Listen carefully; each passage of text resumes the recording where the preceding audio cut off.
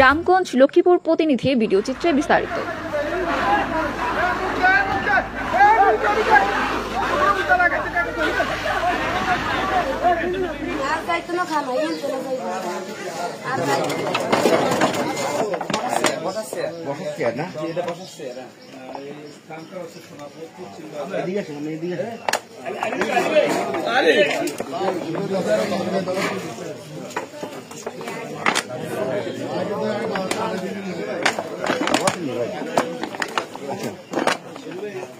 আপনার এই দোকানটা, এই প্রতিষ্ঠানটা কার?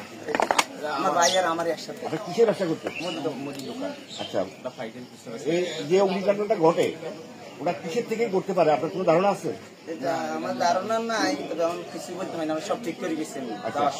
ভোর কয়টা বাজে আগুন লাগছে? ইয়ানে মানুষ বলে 7টা, 6:30, কিংবা 6টা, এরকম কথা বলে। আমরা 12:30 বাজে গেছি। আমরা বেশি 12:30 গেছি। আপনার কখন খবর পাইছেন যে এখানে অগ্নিকাণ্ডের ঘটনা? 8টার দিকে খবর পেয়েছি। সকাল 8:30। ওই সময় খবর পাইছি। এর আগে ফায়ার সার্ভিস এসে আগুন নিভিয়েছে? আমি আগে দেখতেছি অবস্থা ভয়াবহ, জ্বলতেছি। এর যেমনি হাতে আমি থামে দিছি।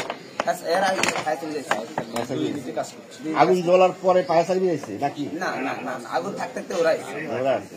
এর ভিতরে মনে করেন যে এলাকার মানুষ, রামগঞ্জের ব্যবসায়ীরা এসে আগুন চেষ্টা করেছে, কিন্তু কাম হয় না, যেতে ভয়াবহ অবস্থা।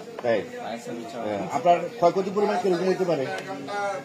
কি বলবো, আমাদের একটা গরিব আমরা তো বড় পাইকারি মাল বেশি, এবং মুদির দোকানে বড় পাইকারি বেশি। আমার খাতা হতে টোটাল সব একবার কিচ্ছু শেষ।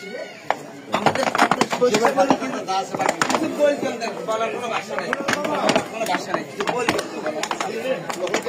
আশেপাশে ছিলেন?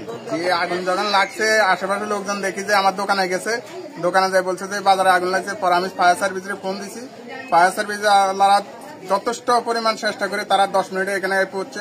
এর মধ্যে গ্রামবাসীরা মিলে সবাই চেষ্টা করতে পারে না, কেউ আগুনের তাপের দ্বারা আসতে পারে না। ওনারা 1 থেকে 1.5 ঘন্টা পরে আসি নিয়ন্ত্রণ করে মোটামুটি সেভে আনছে। এর পরিপ্রেক্ষিতে আল্লাহ পাক তাদের যা রাখছে এবং তাদের লক্ষ লক্ষ টাকা পড়া গেছে। আল্লাহ পাকের কাছে সবাই মিলে দেখবেন, এটাই হলো।